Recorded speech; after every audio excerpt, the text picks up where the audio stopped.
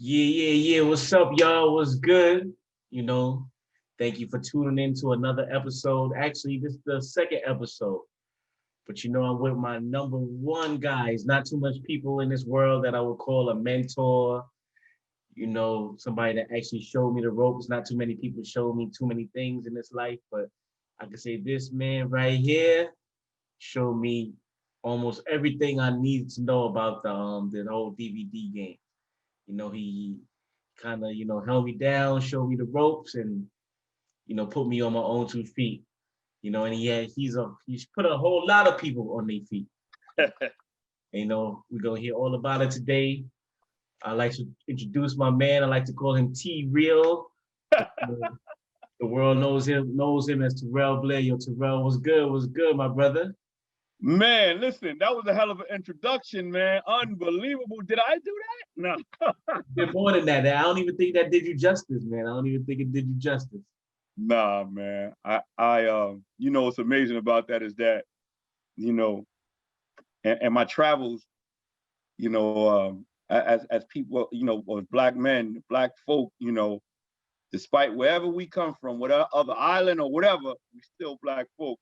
One of the greatest things that I've learned, man, especially when someone is passionate about what they love, was to, never think about, what you're gonna get and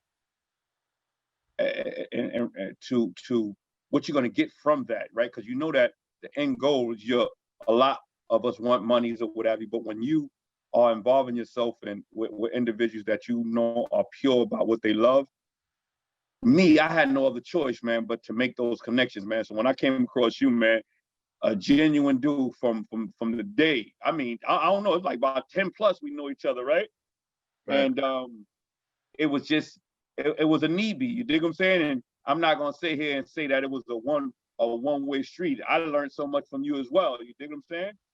That's what's up. So take me back to the very beginning. Like, I kind of know, but of course this is for everybody else to get to know the legend. The main reason I call this Media Legends, you was one of the top people that I had in mind, that the people that's, behind the scenes, the movers and shakers that a lot of people don't know unless you know. You know what I mean? So let's take it back to the very beginning. Like, how did you get started in the media game? Like, what was your first project? Oh man, that's deep. That's a good question, right? So when I first embarked on Hood Life Movement at the time, it was Hood Life Movement, but the DVDs were Hood Life Ciphers. So the first thing you did was a DVD. Excuse me? First thing you did was a DVD. First thing I did, when I came home, I was trying to figure out, and this was 98, I was trying to figure out what would be my lane. I came home from prison. I had 15 in life. I was able to give the time back, So I came home on an appeal after doing 5 years. And I had great relationships prior to that. And I was trying to dibble and dabble in the music prior to that, but that's neither here or there. I came home and I knew. Wow, you had buzz? No. Yo, JP, I ain't even gonna lie to you.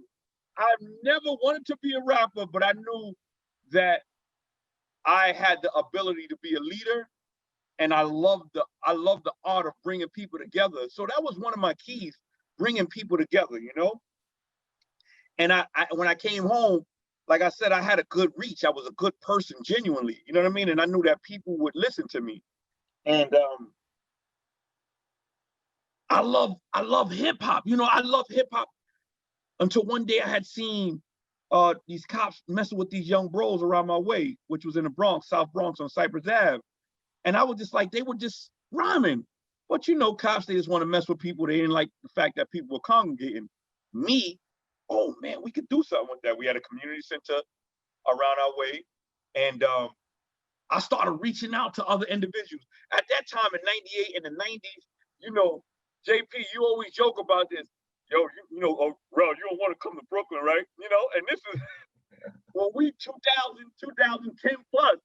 But, that ideology was the same, we ain't going over there and so on and so forth. I had a reach with each borough. I brought a few people from different boroughs together, And we created ciphers, and the ciphers was about people coming off the top, but also after the ciphering, they would shake each other's hands. So I wanted to show the bond that we had as a people of color, you know, Black and Latinos, you dig what I'm saying? And it began to progress, you dig? At the time I had a, you know, we were a team, you know, I embarked on it, but I had a good friend of mine that had a video camera. He had the big goddamn high 8 tapes. All I wanted to do was just get them recorded. Had nothing in mind in regards to a DVD until I seen a DVD which was called Rewind, if I remember correctly. And it had rappers on it, if I remember correctly. And I said, yo, I want to do that. We was just filming. And lo and behold, man, we put out a DVD, which was called Hood Life Ciphers. And the focal point then and the focal point now never changed, because I always wanted to focus on the underground artists. You know, the underground, it's a million underground artists. You know what I mean?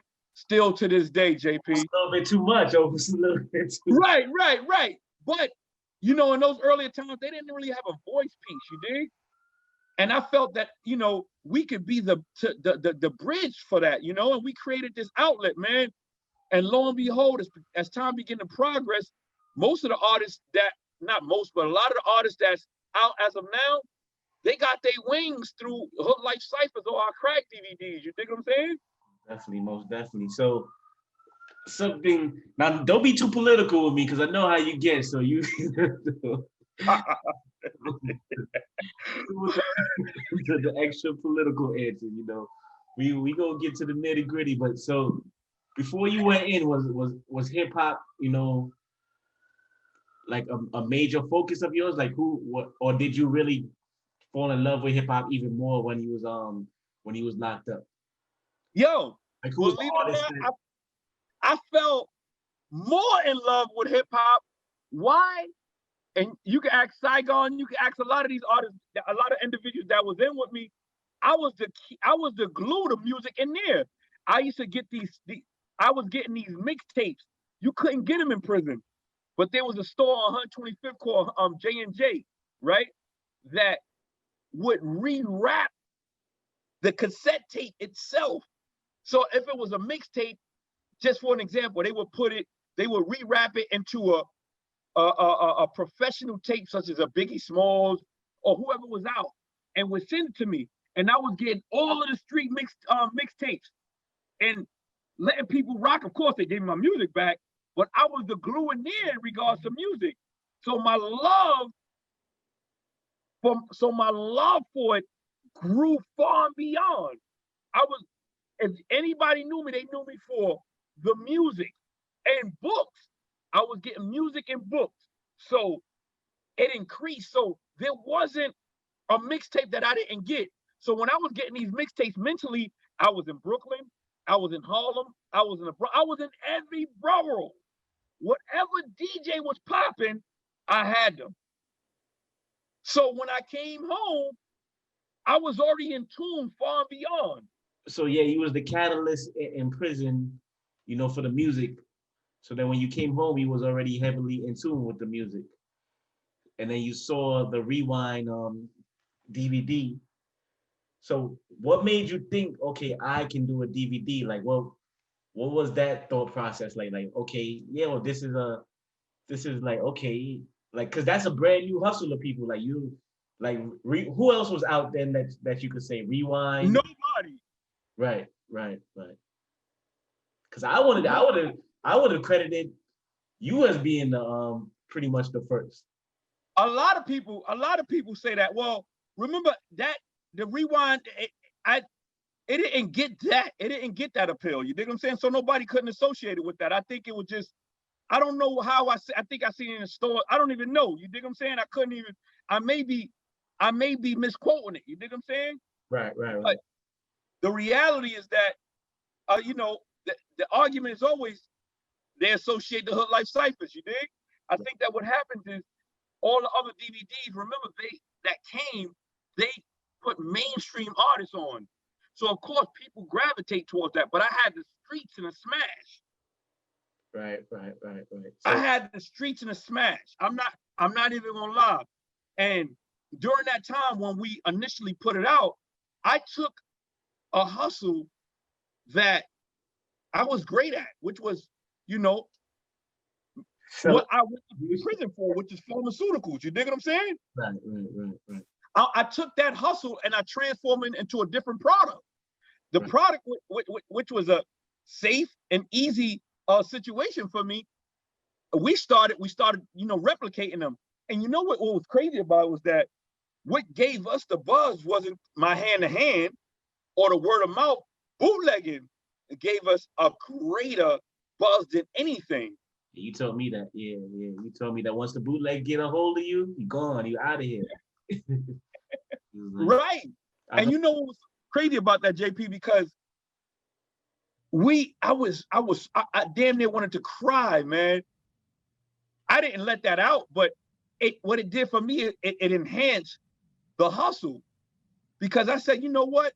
Now we got to reach a demand, because now Louisiana knows about it, this state knows about it, and I'm like, so how do we keep a demand on? It's synonymous to what I was doing prior. You got to go right back in. You dig what I'm saying? But tell me, like, how did you know that, like, even you, so you just pretty much created the market, like, yo, you pressed it up for, because people, most of these people nowadays, especially these youngers, they have no idea about like pressing it up, like how much that would be, and then how much you would sell it for, wholesale. You don't have to give me exact pricing, but exact pricing don't even really matter because the medium don't even really exist anymore. Right.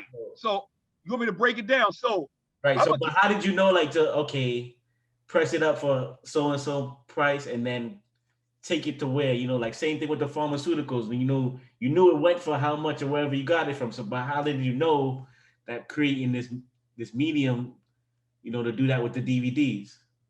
So I knew that in order to get it out there, right, I had to do a little homework, right?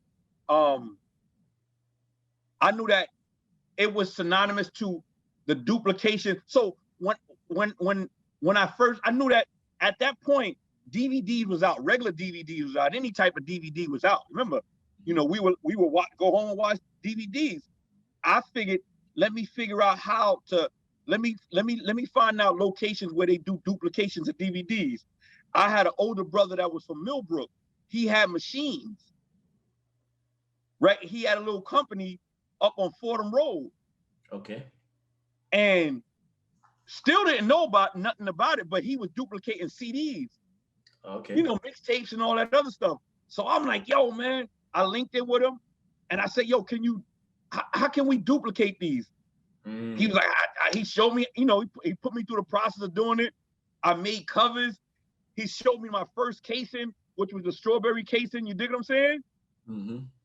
It wasn't the skinny joints. It was official joints. Yeah, the thick black ones. Yeah, the thick black ones. So they wasn't the bootlegs aspects. They were still strawberry casing. Right. You dig what I'm saying? I was able to get a bunch of them. Like I had got about 200, 300. And we were selling them joints. You dig what I'm saying? Like I was going around selling these joints, man. Like, yo. Right, hand to hand, right? Hand to hand. Hand to hand. How much you was selling them for? $10. Nice. $10. And it cost you like what, $1 to press them? Yeah, at the time, maybe like $1.50 or so. Right. That's, you know what I mean? I'm giving or taking. That's 20 years ago. You know what I mean? Right. Better than drugs, man. Yo, listen. And when I was doing that, right? So now they get bootlegged, right? So officially, I thought that he did it at first. You dig what I'm saying? I ain't gonna lie. Like, yo, Dawes, what's up, man? You know what I mean? Like, how my joints is out there like that, I'm down on 125th Fordham Road and they out, you know what I mean? But be mindful that at the time, anything that came out that was hot, once again, they were going to pick it up. You couldn't, there was no way around it, Right. And then we started growing. You dig what I'm saying? The team, we had a good little team. I wasn't officially in the forefront. I was like that I always like to be in the background. You know what I mean? So the first few DVDs really didn't even have my face on it. Right. Which I never wanted. I never wanted that. You dig? Until, you know, with teams, you know, we broke apart. But I loved what I did. So Hood Life Ciphers broke apart. yeah, Hood Life Cypher's the team. So it was like three of us. It was Dondi, Damon.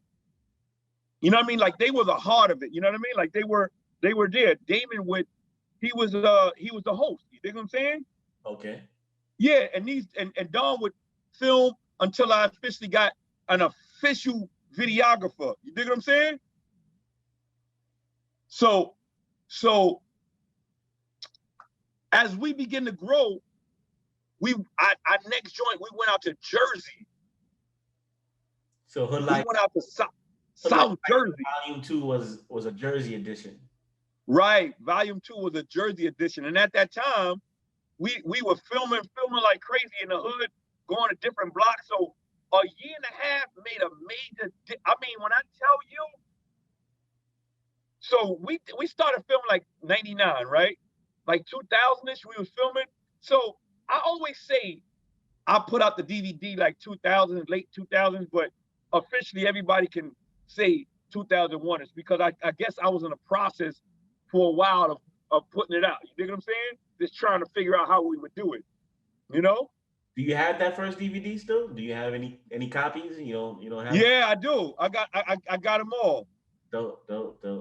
So it's fun. You know, people always ask, right? So with that being said, we moved on, and that buzz within that year, it just grew, man. We went out to Jersey, we started filming, and then we went, you know, we started going all parts of Jersey, man.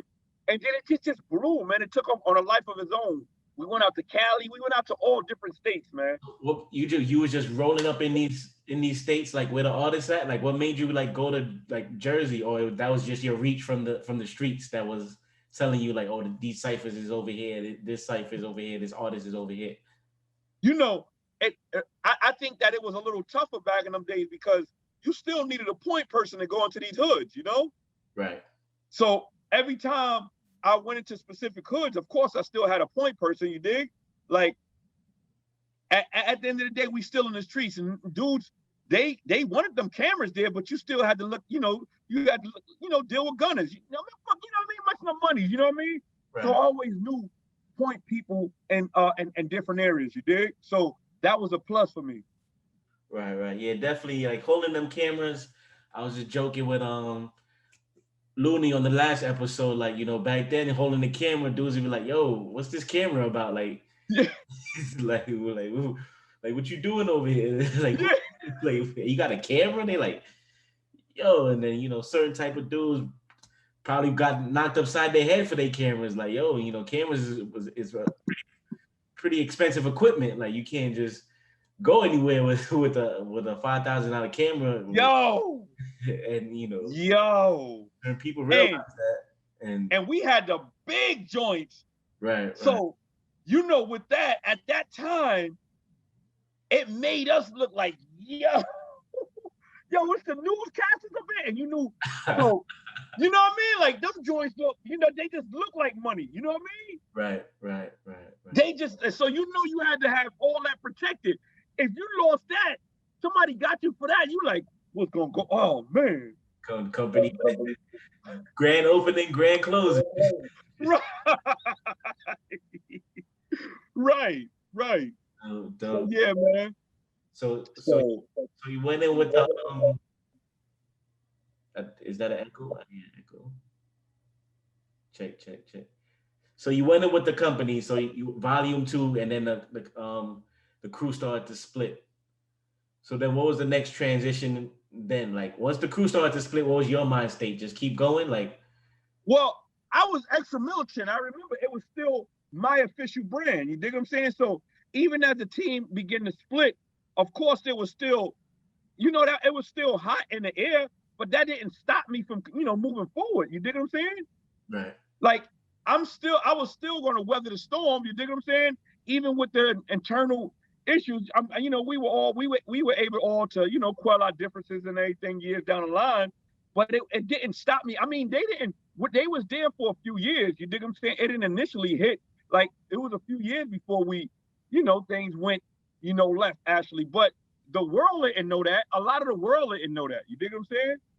Right. We kept those internal beefs amongst ourselves, But at that point, I realized that I didn't have a host. I had to step in front of the camera at that time. And who was your first interview? Do you remember? All right, so the Hood Life Ciphers, it was ciphers and interviews from the beginning, or just ciphers? It was ciphers and interviews. Right. And your man was doing the interview. Right. Like, he was hosting everything. I would just bring everything together, bring the people. I was, that glue. Everybody played a role. You dig what I'm saying? Right. So everybody played a role. So when he stepped off, you was like, damn, I got to hold the mic down. Or did you try to look for? Did you try to look for a host first, or did you just jump right into it? Damn, man, you are really asking me these questions, bro, because nobody never asked me that. It's crazy you say that, man, because I low key, I was kind of like, oh man, I wasn't nervous, but I was upset because I didn't officially want to play all those roles. Right. But the buzz was so crazy that I had to step in. Right. You know what I mean? I had to really step in and start conducting the interviews. But by that time, I built relationships. I built some strong relationships. I started building relationships with some of the labels and everything else. You dig what I'm saying? So I just said, you know what, man? I'm gonna channel that energy. I channeled that energy into start, really reaching out to the labels, but also the distributors. Because remember, now maybe 3 years down the line, we may be 4 or 5, 4 DVDs in.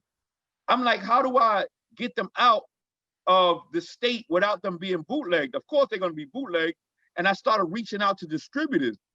You know what I mean? And I started doing my homework. And one of the things that I did was I started looking at, because I was always a fan of indie artists, especially artists, those artists that put their music out on their own. So I would reach out to those West Coast and down South artists. But what made it easier for me was that they got wind of the DVDs before I even knew that we were out there. You dig what I'm saying? Right. Because they are part of the hip hop culture, so they know what's, especially in New York, they know what's moving and shaking. So they're like, oh, this is what's popping. Okay. And right, already in tune. Right. So in that process of me trying to figure things out, there was a lot of situations that was coming at us in regards to people wanting to officially give us some paper for it, but none of it panned out. You dig what I'm saying? Plus the monies they wasn't talking real money. You dig what I'm saying? And for that, we could sell our DVDs on our own. You dig what I'm saying? Nice, yeah. So, and at that time too, remember DVDs was wholesaling for $9. When I left the game, they was at $2.50, $3. Yeah, I know. I came in around 5, 6, and then it went down to 2, 3. You know what I mean? Right. Remember that. So $9, bro. Wholesaling. Beautiful. So I started reaching out to remember, we were so strong in the West Coast, man. Strong to the point where I went out to a few of them states. You dig what I'm saying? They flew me out, chilled, and did DVDs out there, wholesale some of my DVDs out there, sold them masters. You know what I mean? There was times where you be like, yo, what happened to volume such and such? Oh, it's getting ready to come out. It's out, but it's out over there. It's getting ready to bleed off over here. You know what I mean? Dope. And, I really started learning the business aspect of it. And I started, people was asking me, coming at me. You dig what I'm saying? Maybe fast forward, I linked in with you. There was a few other individuals that I linked in with and was just helping them, move forward. But I think when that situation occurred, it helped me delve more into the business, because I didn't want to fall victim to the streets no more. Right. Right. That was your avenue out. See, the reason I could identify so much was like, you know, with the whole, because you know, I never wanted to really be in front of the, you know, already. I started off behind the camera doing the interviews behind the camera. Then I got a team of hosts and stuff in the team, and they still here to this day. But you know, I realized the most person that could bring forth your vision is you. Mm-hmm. You got to step in front, and you know, you got to do whatever it takes to pretty much keep the vision going and keep the vision, you know, strong. So that's how I can identify with, you know, to hear that story of Leo.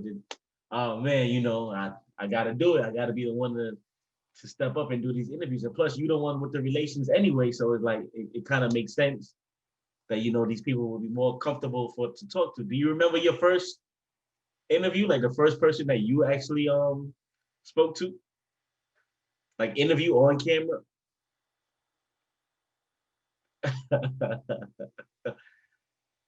It don't Man, have to be the first. Who's the first person that comes to your mind? Man, that shit is like over 300 interviews. Oh man! Wow, my apologies, world. I couldn't even. It's all good. Yo, at that time, I was so busy focusing on distribution, interviews, everything. Yo, at that time, I was flush with everything. Do you remember first time meeting me? No, I don't. I remember. I don't know if it's the first time, but I remember the occasion. So you do? Kind of. So I remember I think what had happened is I had met you at some other event. I met you first, like the very first time, I had no idea. But apparently what I recall is that I apparently gave you, so I started off with a DVD for a record label, my record label that I ran with two other dudes, you know, and we was moving in the streets with that. So because of my connection of the producer that I had with Def Jam, you know, we pressed up this DVD. So that's when I started, we're gonna get to all of this stuff like press days and all that stuff. We're gonna get to all that stuff. So I had went to a press day, I believe, but I still had the DVD. So that's how I was introducing myself to people. So I believe I gave you a DVD at a press day one time, and then the next time, and this is where I learned like you gotta open your arms. Like I'm not a very open person. Like if I don't really know you, I'm not gonna really be welcoming to you. And I give you utmost respect and credibility for that because you know how to draw people in. You know, you're a very loving and warm person. Not saying that I'm not, but I'm not a. No, thank you. I'm not an open. I get it. Off top. And I just remember being there and you was like, JP! And I was like, I was like, I don't really know dude like that, but you were just so cool. He was like, yo, how's it going? How them DVDs looking? You know, what's going on? And I was like, oh, okay. I was like, you know, shopping. And from there, we built our rapport, like, you know, and then, you know, I ventured off from that DVD into actually doing the gin, because that was a Phrenic DVD. And then I started off with the gin DVDs. And then how that started off, I had hit you up on some advice, like, you know, because you was like, yo, reach out to me, you know. And that's another person another thing most people don't do is they don't tell you reach out and they're not genuine when they say reach out. So, you know, you was like, yo, reach out to me, let me know, you know, how I can help you or how I could be of any assistance and whatever, you know, and I was like, all right. And then I had like questions about, I think you see my first cover, you was like, nah, that ain't it, bro. Like, you was like, yo, so you taught me pretty much the whole DVD game, but that was the first lesson. You was like, yo, them covers gotta be eye-catching. They gotta be, you know, you gotta have main people on the cover that the people will draw to. Like, how did you learn that lesson? Like, who do you remember your first cover? Or, you know, who's so it's funny you may say this, but the saying, man, like your first, you know, like that first representation, your who you are represents you. You know what I mean? So I always like to stay fly. You know what I mean? And you know, for some people, even back in the day, they would be like, yo, little Terrell, fly, stay fly. You know what I mean? talk that slick shit, right? You know, they'll stay to keep the fly in it, right? I associated that with DVDs. I knew that it had to be captivating. You dig what I'm saying? Right. But I also learned the lesson because when I started associating myself with distributors, they were taking the DVDs at first, right? Then other DVDs started coming out, and I seen that they had the main faces on there, right? And some of the distributors would be like, I don't know, man. Now I done been with them a year and a half or so, you know. Now my covers was looking all right, you know. Right. But I knew that I had to step it up. You dig what I'm saying? Because now I have stronger competition out there. You dig? Right. But I knew I had to step it up, and at that point, you know, everything in life is about money or whatever. But it was like, shit, man, I gotta come out of my $300 for a fucking cover, $200, $100. You paid that for a cover, $300 for a cover? Back after a little bit of technical difficulties, and you know, the big homie was saying $300 a cover. Huh? $300 a cover. Oh yeah, so you know what was so crazy, right? And I want to piggyback on this, right? But you know, when we used to right. So when we used to focus on putting out these DVDs, you know, the covers had to be like, you had to gravitate towards it. But you could have. You don't want to put me onto all that because, you know, when you first met me, you was like, nah, babe, bro, this cover ain't it. So you put me on. I think you probably put me on to my first like real graphic designer, and did the first DVD cover. I think I'm pretty much sure that's how. Oh, maybe. Yeah. No, yeah. You know what's so crazy though? You know what's so crazy about that, Jay, is that, and you know, with business, if the individual is your boy, you know what I mean, and you know that they are on that same wavelength. When it's business, you got to put the individual up on it. You dig what I'm saying? Right. So with you, I remember clearly. Yeah, listen, man, you got to invest in order for people to gravitate. You dig what I'm saying? Absolutely. And but listen, it's so funny because I remember my first few DVDs, the covers was, like I said, I didn't know too much about it. I'm learning. But once I got lined up with a individual by the name of Dre, man, he was hitting me. You dig what I'm saying? But I'm telling you, man, the turnaround was so incredible in regards to people picking up the DVD. But now I want to say this though, Jay. What made the cover so significant is that a lot of times when we put out projects, we knew that some of the projects, you know, maybe out of that 1 to 5, 3 of them may be just be like, ugh. The other 2, you just want to stay in tune with everything that's going on. You know what I mean? So you got a slew of different types of interviews, and you like, damn, fuck it. I just put one out 6 months ago. I want to follow back up in 3 months. And it may not be where you want to be with it, but you had to stay consistent with it. You know what I mean? But if you had a mean cover, the cover sold it. Now, after they look at the DVD, they like, but you already made your money back. You dig what I'm saying? Right. So, yeah, man.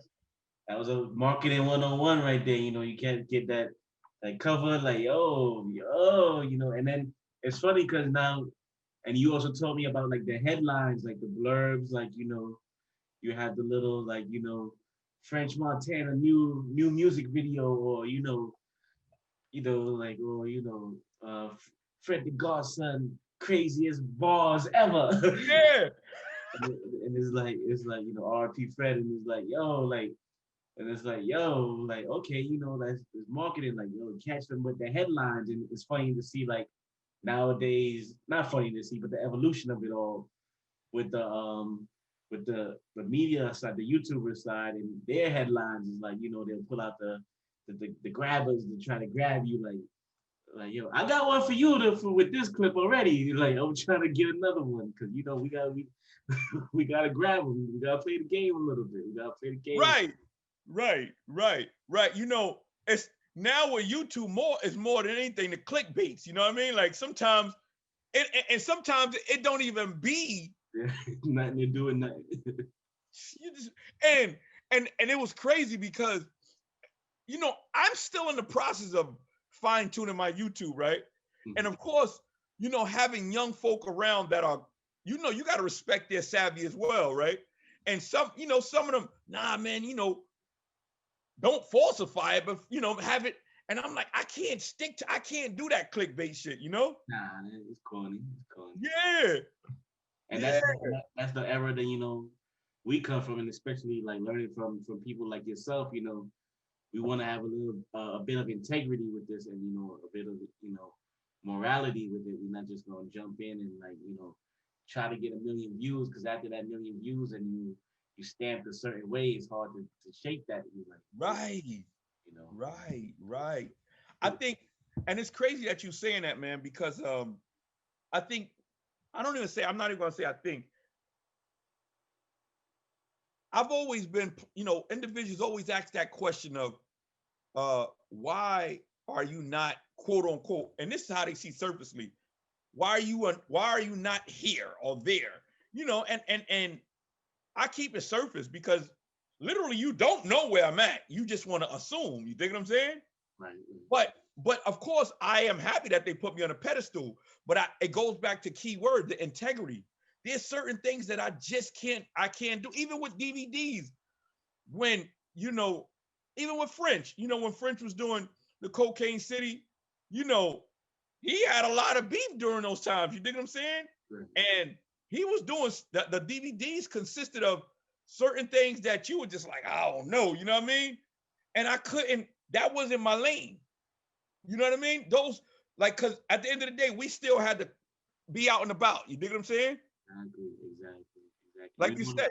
To move freely, like you didn't want to be like looking over your shoulders every every 3 seconds, like yo, we went everywhere.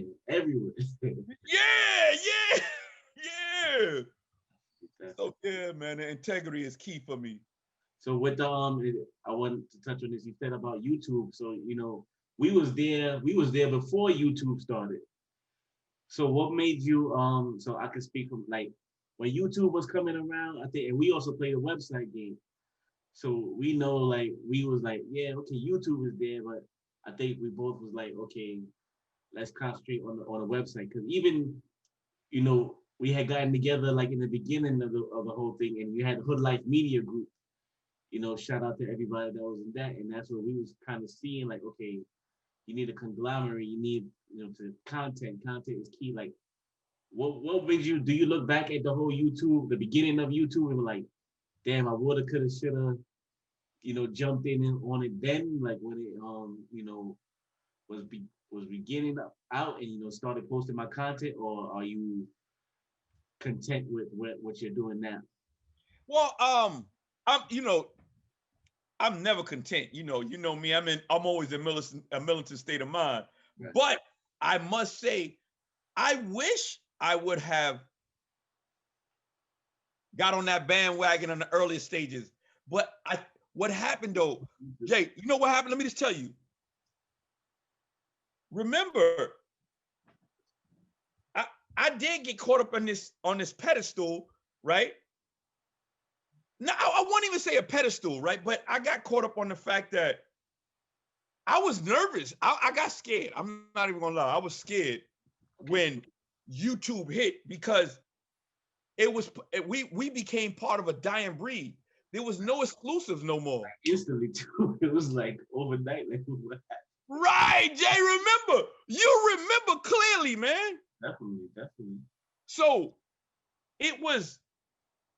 Once again, there was no exclusives, but we were still trying to force that flame. We were still trying to push the flame, right? Not realizing that, you know, we could have segued into the YouTube game. You dig what I'm saying?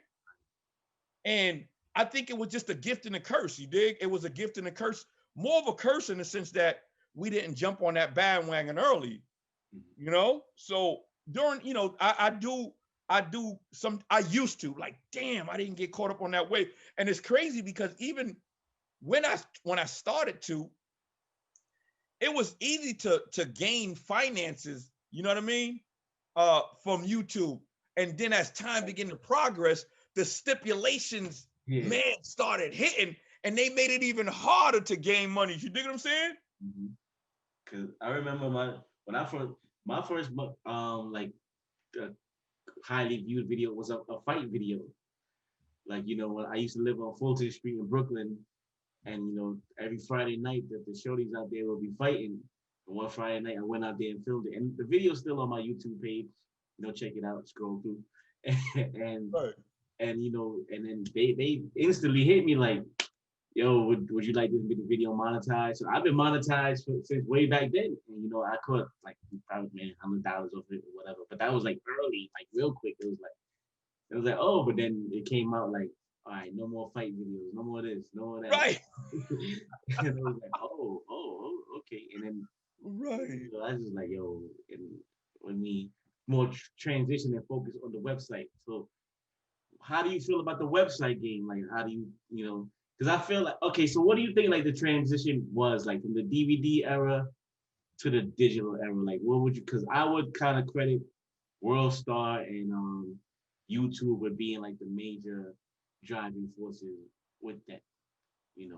Okay, so well, I can go way back from, I officially had a website up during the time of me going to Cali, and that was like 2002-ish, 2003-ish, right? I literally had one up. Matter of fact, you know what? No, maybe 2004-ish. I had a website up then, right? But I didn't, it was to show, right?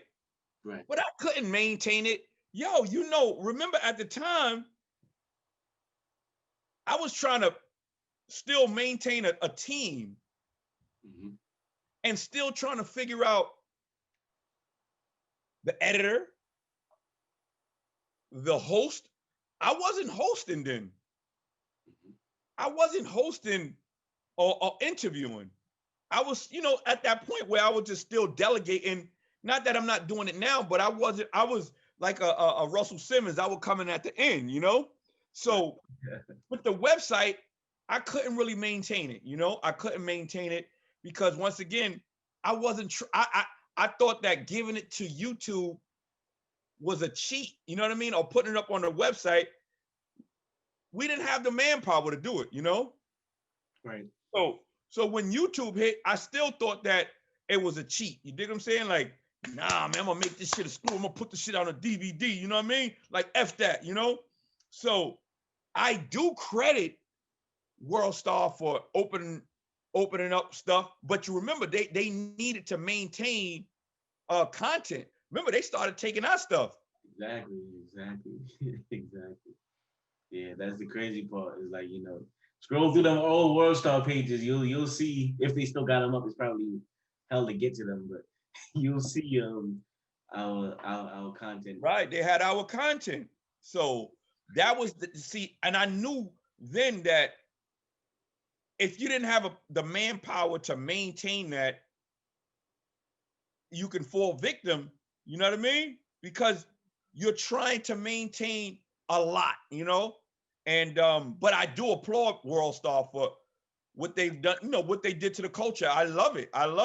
You know, after a while, I started loving the fact that okay, they had some of our stuff on there because that's what people was tuning into. Right. So if they seen Gintv, you know, a clip from Gintv or Hood Life or Crack DVDs, remember that's a generation that knew nothing of the DVD. So it still held the brand for us. You dig what I'm saying? Definitely. I think what we were going through is our internal demons trying to figure out how do we maintain staying on top of things, you know? Right, because I would say with me, I didn't really not that I didn't. It's like because the flip was like better in the streets, you know. So you know, it was easy to understand. Like you know, we press it up for $1 and sell it for anywhere from $2 to $20. Like, Right. so the But you was on a financial standpoint of it. You dig what I'm saying? right. Right. See, I was too, but I knew the importance of branding. You know what I mean? Mm. So don't get it twisted. The ultimate was the financial aspect of it, but I knew that it was still branding. You see what I'm saying? So believe it or not, you know, many people know your brand, but they may not know JP. Yeah, right. Yeah, and this is why I'm doing this because you know, what up, world? This is the man right here, the man behind all this time. Right. You know, and that's crazy you say that, Jay, because when officially Hood Life Cypher started, there was a host. His name was Damon, you know? So people knew the infrastructure, right? When we all separated, went our ways, you know, Terrell Blair was still there, right? I always wanted to be in the background. It sounds crazy, you know. You might say, "Oh, get out of here," but the reality, I didn't want to do no interviews. Please, I didn't want to do none of that. Now it's therapeutic for me. You dig what I'm saying?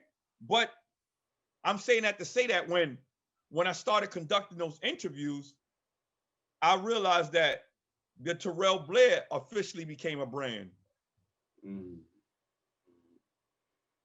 Yeah, you the one who taught me about branding, you know, because you was like, I remember I came to you and I was like a little bit upset that the Africans had, you know, started bootlegging. You was like, yo, babe, bro, like that's the he's like now you all over, like you officially made it.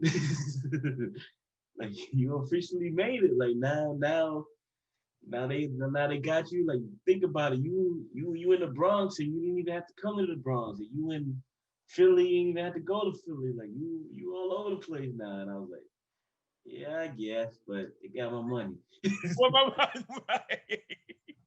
yo, Jay, and it's so crazy because during them times you couldn't stop them. Yeah, that's what I learned quickly. Like who you go. I mean, if you knew who to go to like they might give you a couple of dollars. They like as to give them a master. You know that game, and you know they keep taking and they press it up, but they made there's nothing you could do about it really. But like you said, that's the branding. That's it more help with the branding because now you became popular and you could make a little bit of change with people wanting to be on the DVD. Like, yo, I seen this. Like, yo, let me.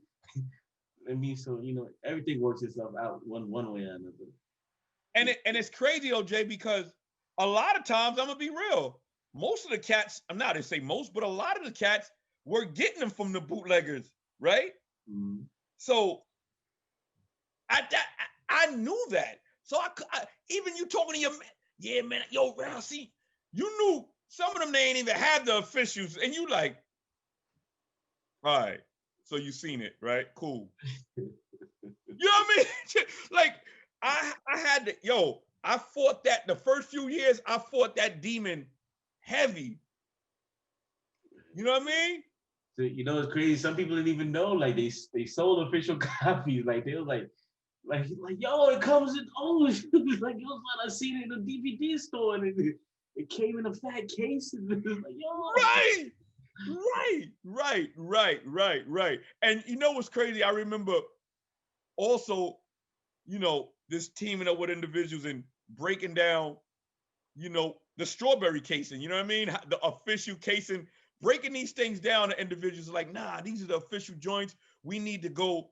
We need to. If we want to go nationwide. We can't afford to, do the bootleg style type of DVD. You know what I mean? Right. So it was education DVD 101. Yeah, definitely. Because them DVD stores on 34th Street and 42nd, the real DVD stores that sold DVDs, they wasn't trying to hear that. You had to have the silver back. Right. Remember?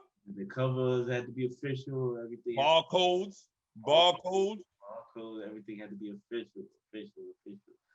So taking it back now, I know you don't remember who was like the first person you interviewed, but can you remember your first like industry event or like going like into, so you started off in the ciphers in the streets, right?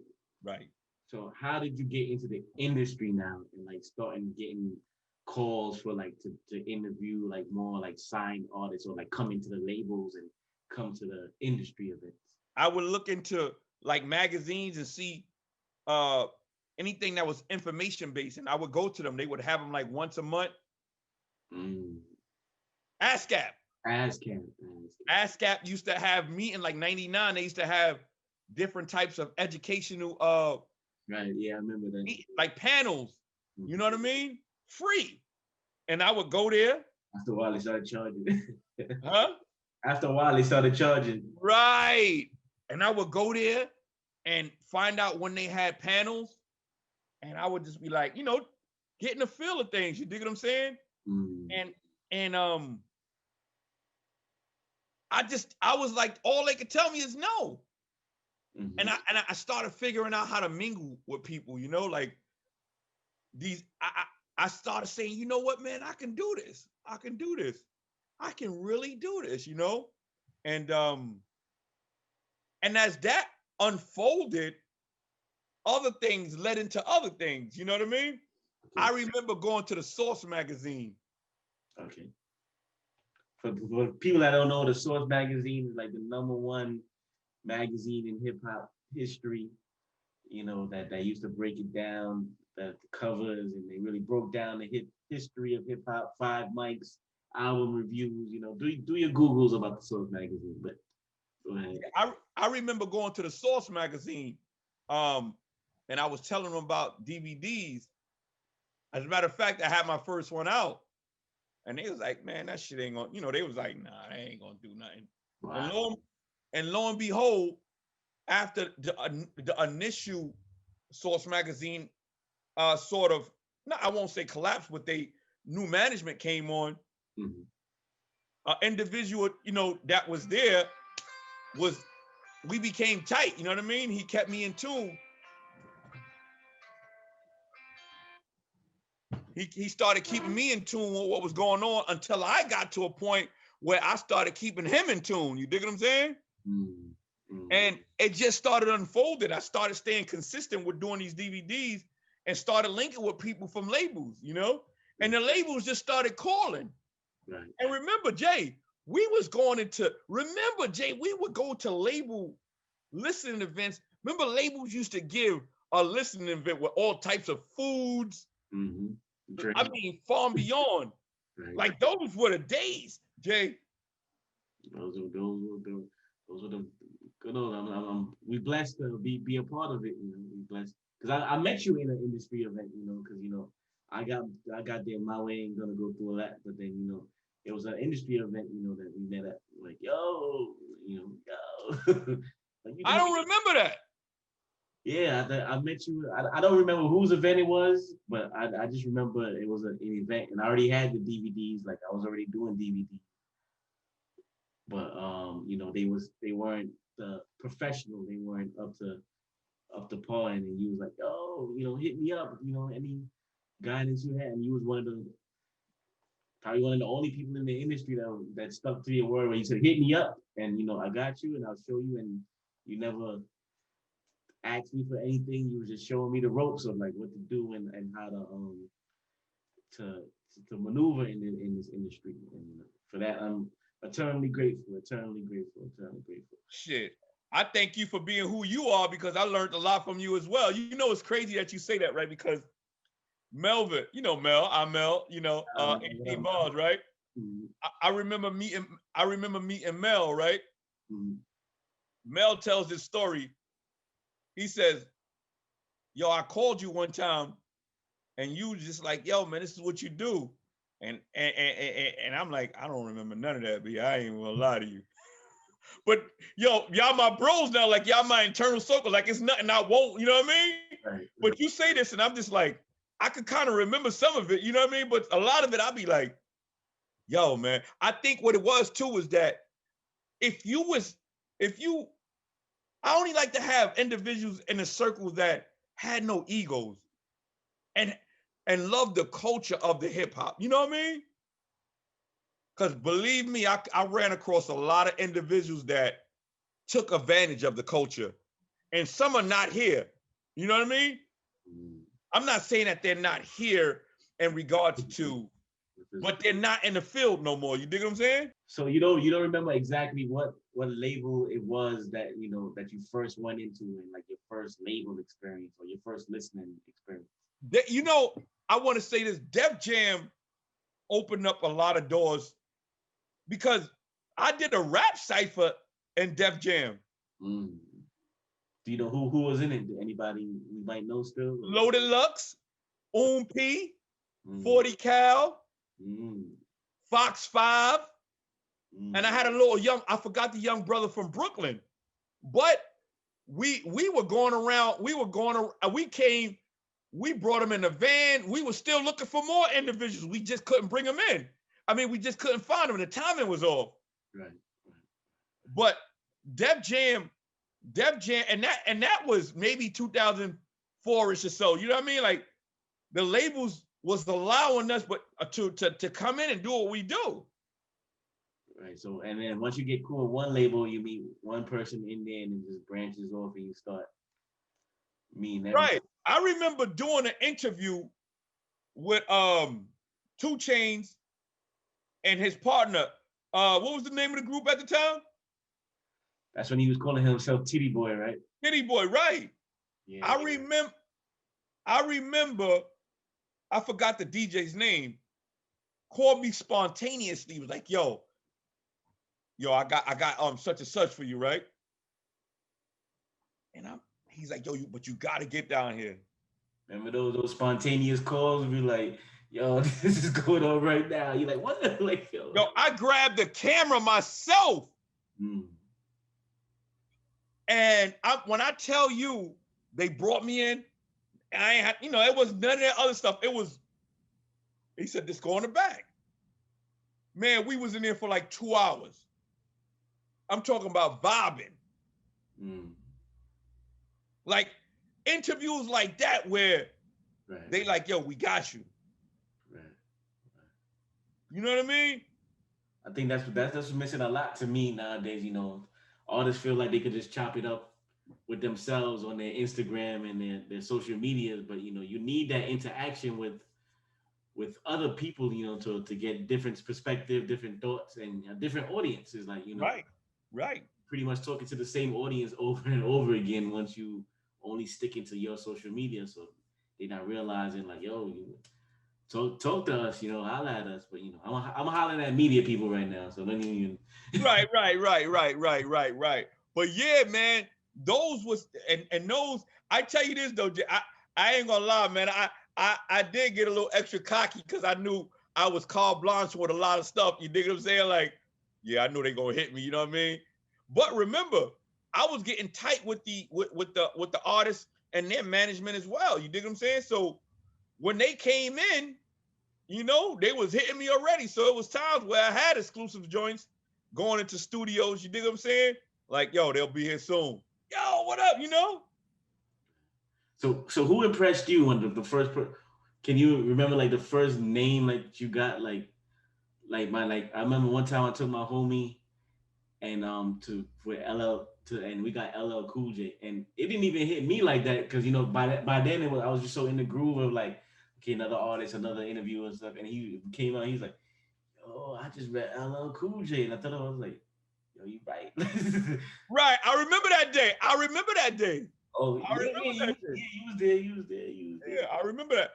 You know who impressed me?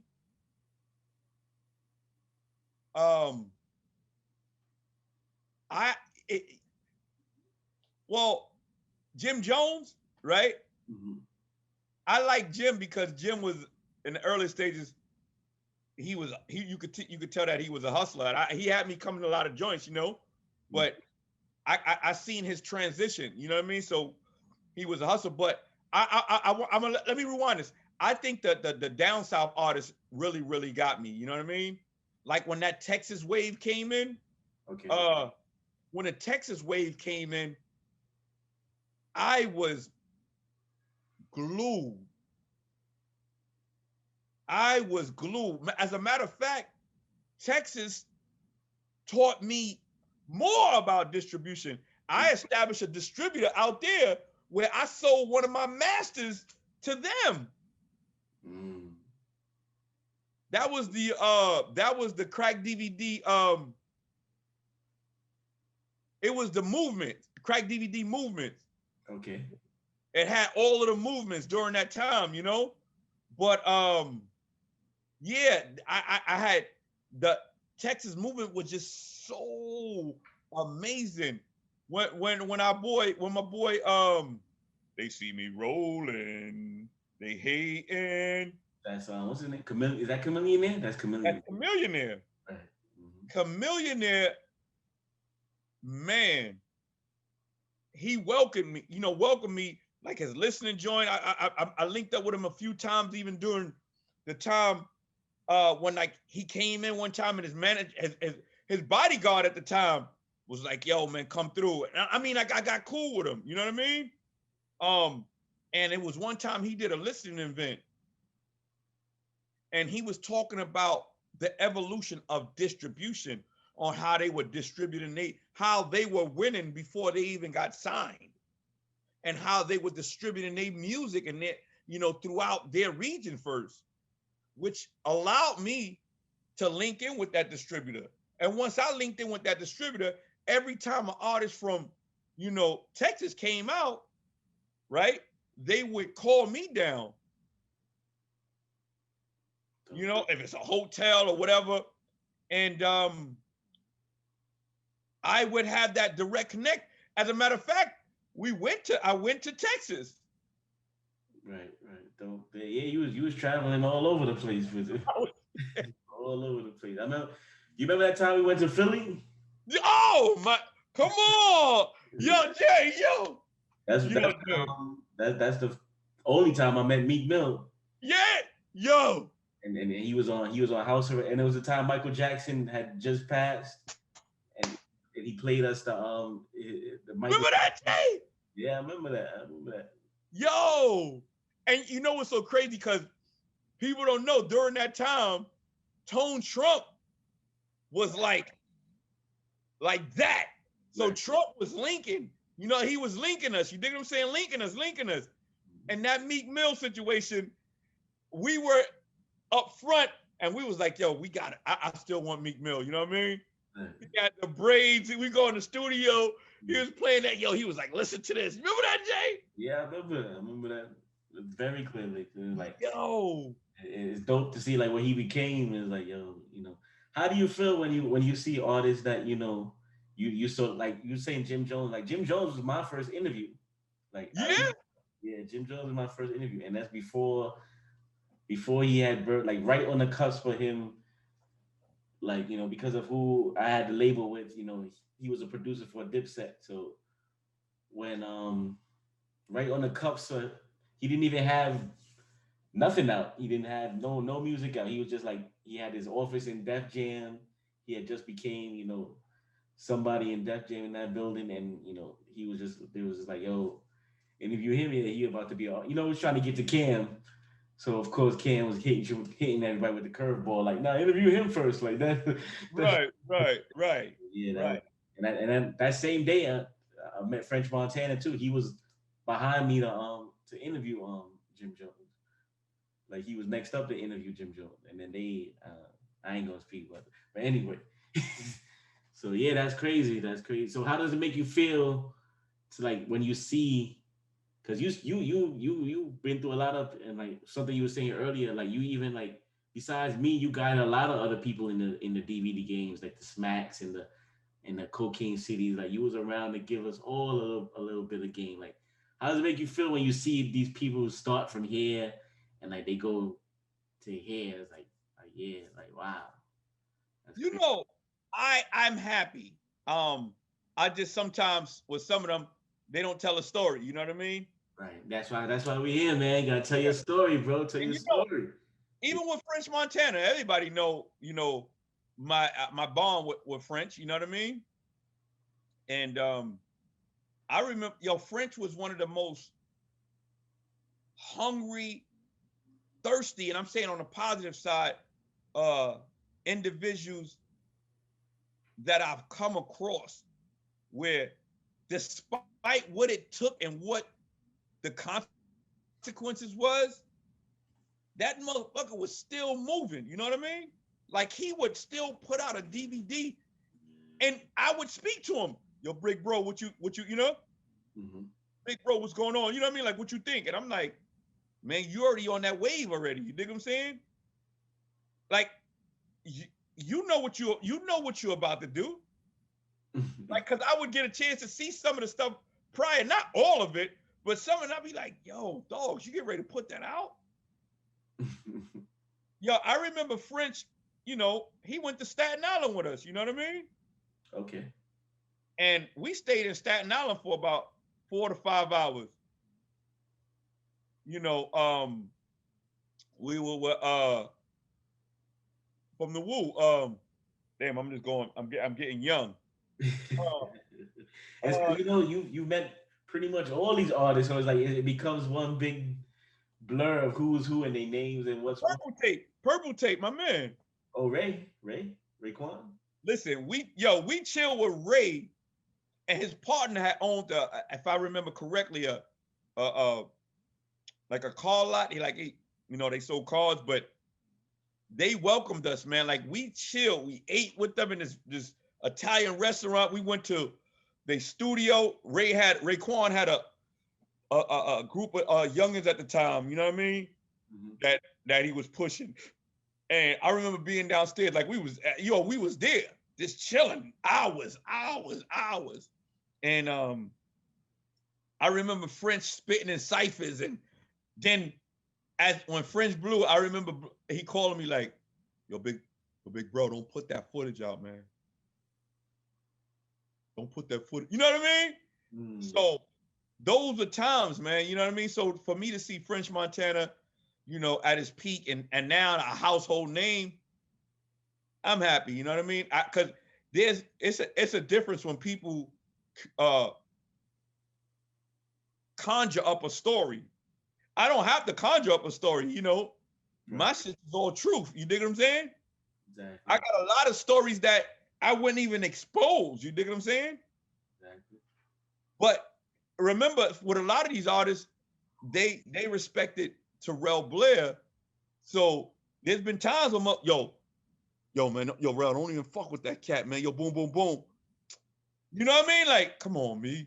How you gonna put that motherfucker on your, Oh, I got some back end shit where certain dudes were talking reckless about the other, and then you see years down the line, they cool, and you just like, yeah. But they entrusted in me, the confidentiality, and those codes, Right, definitely. Yeah, so because the politics, and especially, well, I don't really know too much about it right now, because I don't. But the politics back then was thick. Woo! It was super thick. Because you know why, Jay? Because a lot of them dudes was still street.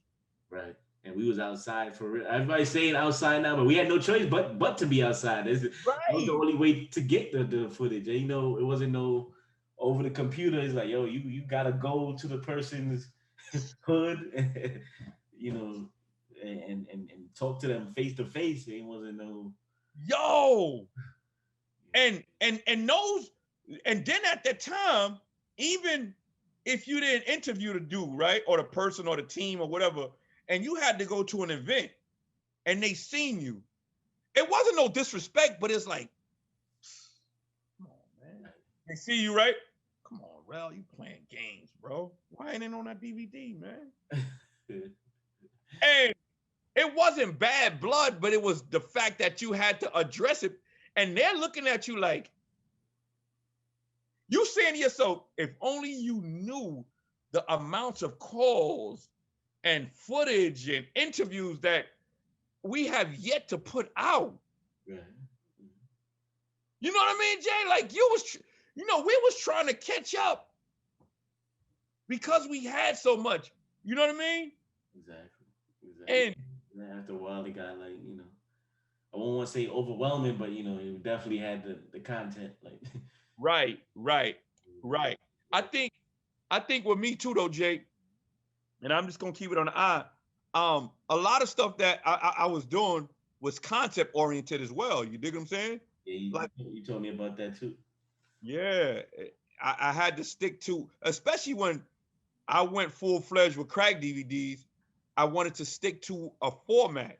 So every time I put something out, it was a format, you know, Right. and sticking to. I still do concepts. Hmm. Yeah. I still do This concepts. media legends thing is a concept. You know, it's a branch of not a branch of, you know, it's a part of Gintv, but you know, it's a concept within Gintv of like, you know, It is to the right, but here's the thing, Jay. That's if you didn't learn anything, you learned that the structure. You got to have some type of. It has to make sense at the end of the day. So even if you couldn't uh, regurgitate what or who was on those DVDs, you knew, oh yeah, the down south, you know what I mean, or such and such. Oh, that concept was based off of such and such, you know? right. Yeah, yeah, definitely concepts. I mean, one of my first concepts was like the hip hop and politics thing, Right. and then you know, and now that's Prime example. a whole thing of like, yeah, you know, let's intertwine the two, talk about, you know, the politics, you know, and what the hip hop people feel about it. You know, yeah, I remember. definitely I showed. remember. So all right, so we got the DVD game going. The DVD game is mastered. It's clicking. It's clicking. It's clicking. And one day, do you remember that day when you realized like, nah, this DVD game is over? It's like, cause I remember the year. okay, well, what we do that? What we do that? Let me. I remember I seen it coming. Mm, Um, I was stressed. You wouldn't have known that. The what kept, and I'm gonna just say me going was the fact that I stayed out and about. So I stayed in people's faces. right. But I'm gonna give you something that's crazy. I totally left the DVD game alone. Like I don't want to do this shit. I get a call for my for now it's like a baby bro to me, Jay Diamonds from Chicago. I mean, but he's you know he's living in Wisconsin at the time. This around 2011ish, right? Mm-hmm. No, maybe 2009ish. Probably somewhere. Yeah. Yeah, those years, right? And no, yeah, 2012ish around, you know, 11ish, 12ish. And he was like, at the time, I'm like, I don't want to do no. I'm not DVD game ain't where's that no more. You know what I mean? We were still trying to squeeze some out of it. You know what I mean? Yo, I was trying to get it all. You dig what I'm saying? And So by this time, like what was going on? Like World Star was really popping. popping, and YouTube was starting to. MTV, MTV Mondays. You know, they had the same concept of capturing all the new. They was doing all of Chicago, all the popping areas of hip hop, Atlanta. You know, they took on the same concept of as what we were doing. So media evolved from the street more into the TV internet thing. Right, right. And so I was still carrying this DVD torch, quote unquote, but still going out and about trying to figure things out, you know?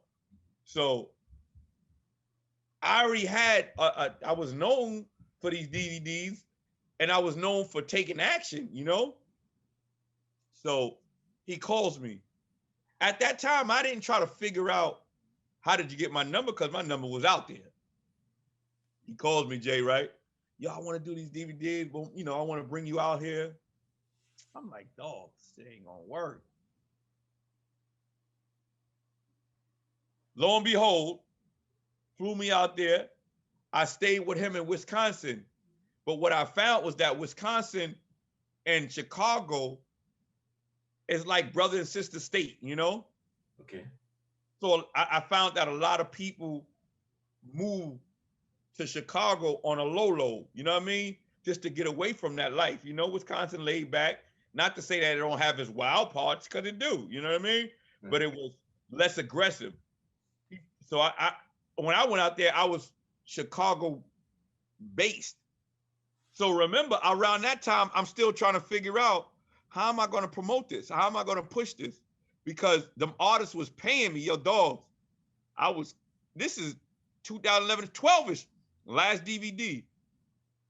That was during that time, they premiered my DVD trailer on MTV. Lo and behold, all these years I'm in it, never get my trailer premiered on it. What, you remember the name of that DVD? Was that like a Midwest Explosion or something? Yeah, Midwest Explosion. Because LEP Bogus Boys, remember Chicago, that's when Chicago came in heavy. And LEP Bogus Boys was popping. I had them on my front cover. Remember you put me on to them, like, yo, this the wave right here. Yeah. LEP Bogus Boys was popping. And when I went out there, I was determined to get, like, I'm gonna link in with them.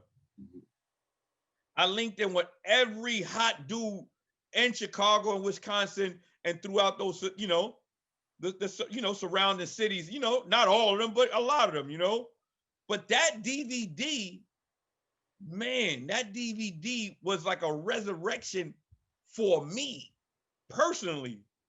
Okay. Because I said, yo, and all of my career, yeah, you doing it. Yeah, they know the brand, but to get it on MTV, get that trailer played on there, it was like, oh shit. I'm like the last of the dying breed, still doing these joints. And as we segueing out, they put it up there. You know what I mean? But it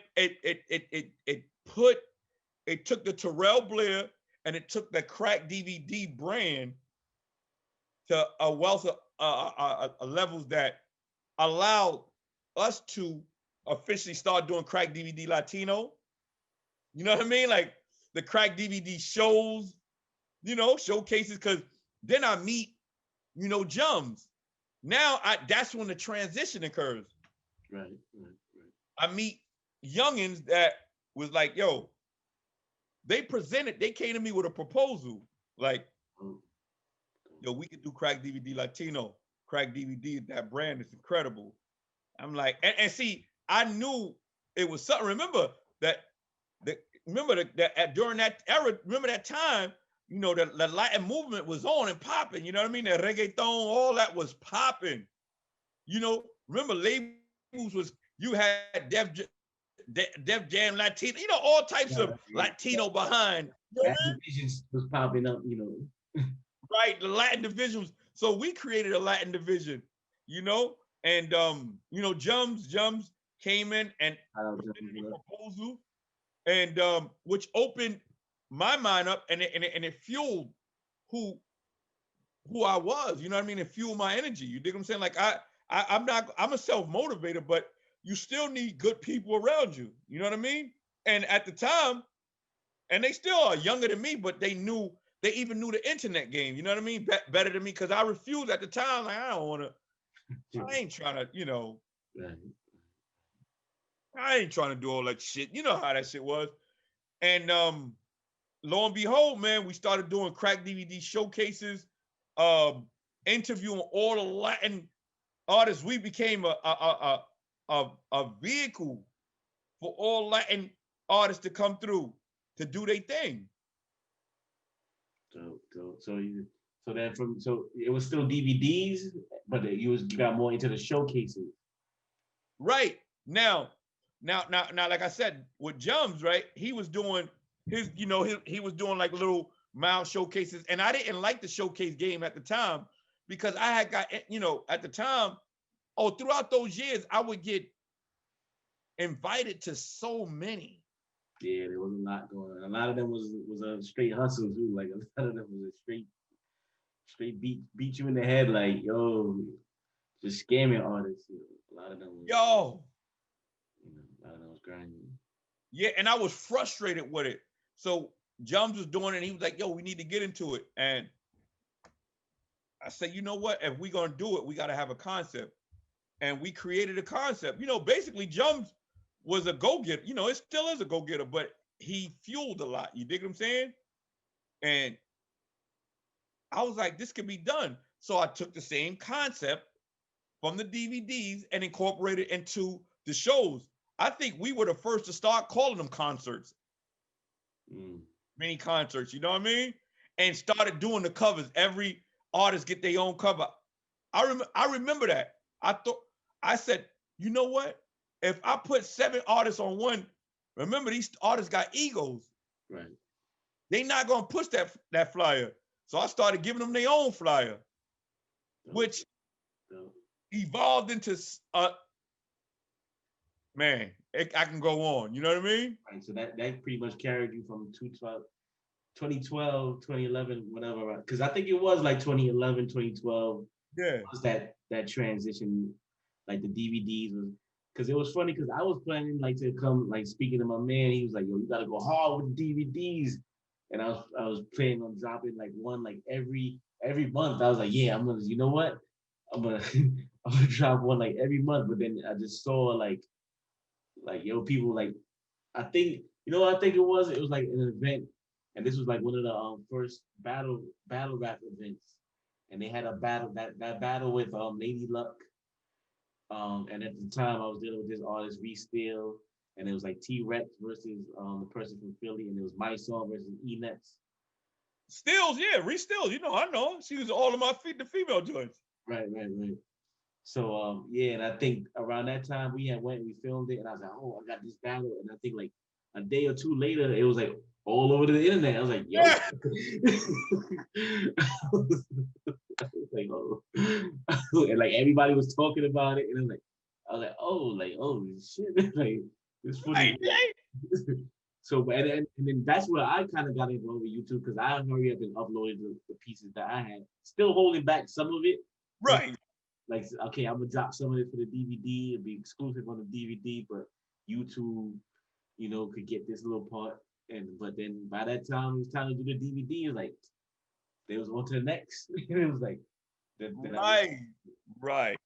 The DVD thing is kind of dried up. Right. That shit.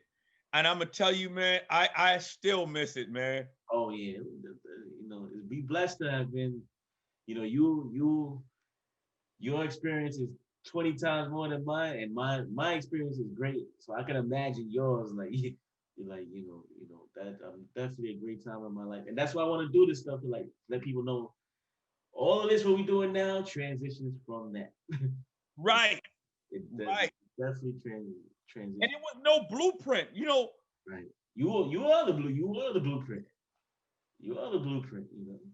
That's why I say. That's why I give it like giving you your flowers and like, yeah, you showcase Smack and French and, you know, whoever relationship that you had with people that, you know, one of the forefathers, you know, because I'm sure other people gonna be like, yo, over here we was doing DVDs. Yeah. You know what's so crazy though, is that they get caught up though. You know what I mean? Like certain dudes, they know. Everybody wants to claim that. And I don't want to say, I don't try to claim anything. I let the people claim it, you know? Like, but I know because remember, you was behind the camera, so they really didn't know the face, you know. They wasn't if you're in tune, you might recognize the voice, but they didn't really know the face. So it's like that's why, you know. But here's the good thing. Here's the good thing about that though, Jay. You know, once again, Hood Life Ciphers. And when I hear a person say Hood Life Ciphers, see, it's a different, like my hood or certain people around the area be like, that's Hood Life Rel, right? So they be like Hood Life Rel. But when you, that's how they call me Gintv. yeah, you know what I mean? That's Hood Life Rel, you know?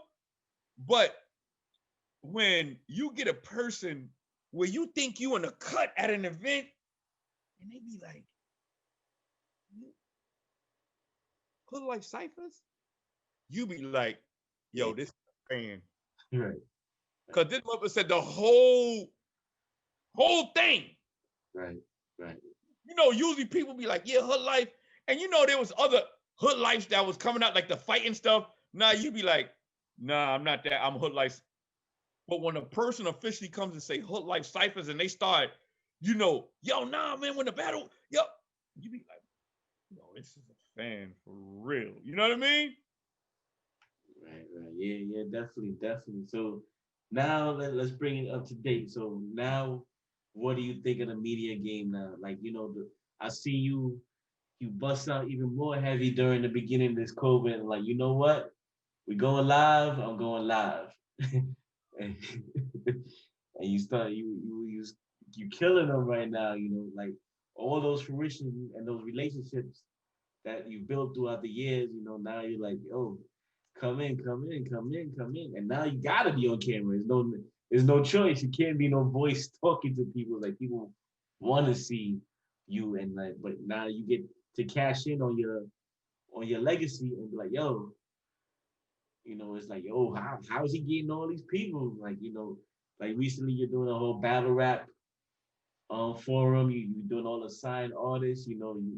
Everybody's checking in. All the new school cats, the old school cats. I see everybody checking in on your Instagram live. Like, what's the game plan now? What do you see going on with the media now? You know, Jay, that's funny, right? Because I always keep saying there was no blueprint. I tell you this. Rest in peace, my guy, Jason Bourne, as you see right here, right? Rest in peace, Jason. Rest in peace. Both, right? But I kind of came up with the concept, the stories behind the songs, right? Early this year, because I wanted to, I realized that artists they wasn't getting that intimate feel of what it is to officially break down these songs, right? Because I love music. And even to this day, like I can hear an old school joint, and I don't care whatever genre it's from, but you be like, I want to know what did they mean by that? You know what I mean? So I remember asking him about one of his artists, and he was like, let's do it. And I explained to him how I wanted to do it. You know what I mean? I wanted it to be intimate, maybe a few people there, but we film it. We film it and then we present it. Lo and behold, it's crazy. COVID hit, right? Now, with live, I wasn't a fan of live because still at that time, remember, I'm doing the shows, I'm doing a host of other things. Right. I wanted to, for real. yeah, you know what I mean? I wanted to be able to film the joint and then put it back up, So I'm bored. I'm like, damn, what am I do, man? I'm not doing no shows monthly no more. You dig what I'm saying? How am I going to interact? I remember calling a young bro, one of my young bros, TDI Music, and presented it to him. He was like, nah, he ain't really give me nothing. Then I called I called him my nephew, another artist, Ryder Broker. At that time, I didn't ask for advice. I said, let's do this. He was like, whatever, Onk. And I was like, yo, this shit is rejuvenating. I love it. It's therapeutic. And remember, this is March, Aprilish, and remember, we knee deep in COVID. We ain't going nowhere. Right. So it was therapeutic. So my relationship, the good thing, what made it easier, because I have great relationships. Right. A lot of the artists, they couldn't get the face-to-face. So I had the ability to call even the younger cats, because remember, I still think that it's a competitive field. Remember, you got a new crop of media and hosts and facilitators doing certain things that's coming up, and I applaud them, right? Mm-hmm. So in my mind, I'm like, I still gotta still want and love the culture, but I still gotta understand that they can possibly say, nah, big homie, I don't want, but nobody did that. Nah, we want Terrell Blair. Even if it's 10 people on that live. Right, it's just the prestige. It's like sitting down with I guess Oprah or something. Right. And yo, dude, remember at that time I was doing one a day for 3 weeks straight. Then I started doing 2 a day for like 2 weeks straight. You know what I mean? I was just like, ugh.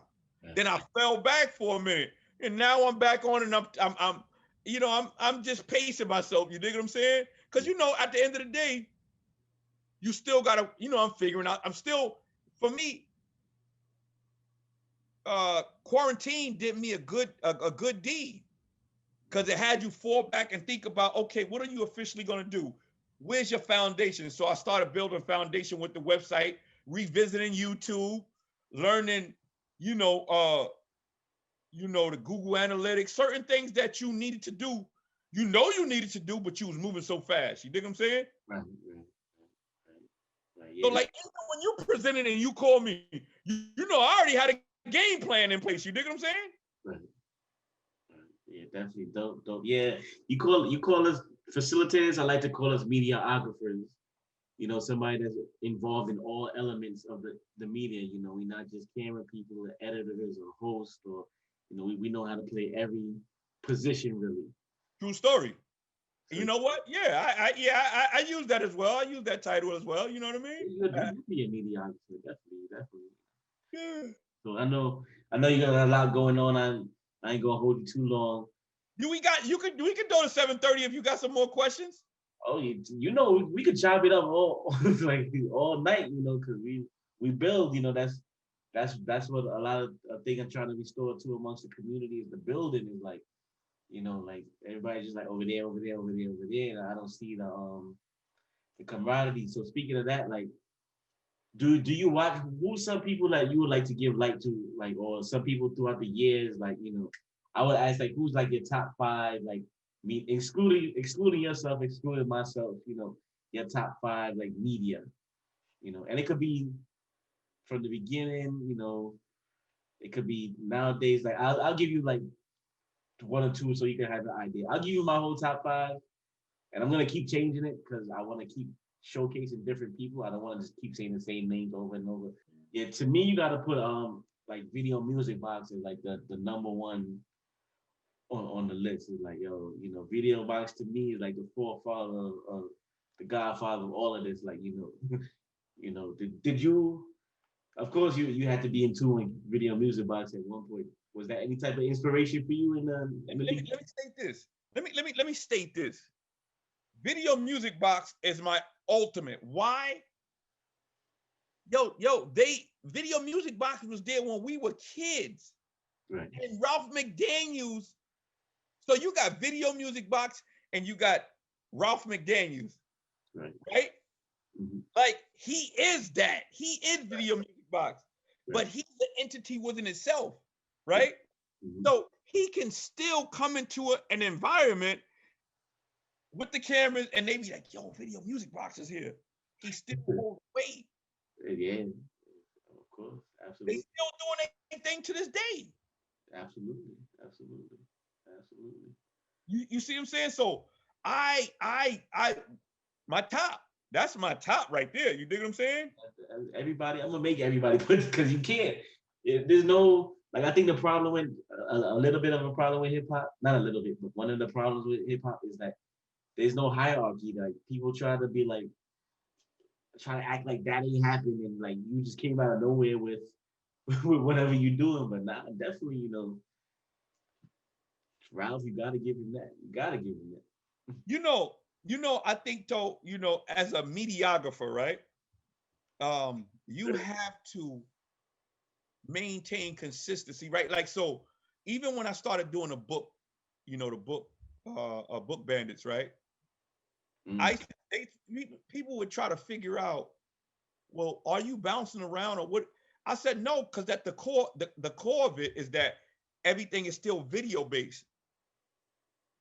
Everything was still conducted, was video based in the sense of conducting interviews, doing mini trailers or mini movies. Everything was the vision behind the camera. You dig what I'm saying?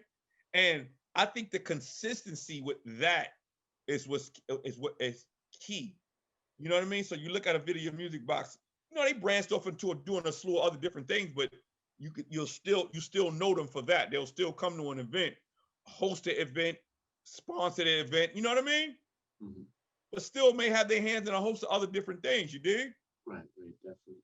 So we got Video Music Box. Do you have any other, like, even throughout the years, like, well, what did you know, do you watch the media, or you just a heavy, you don't watch nobody?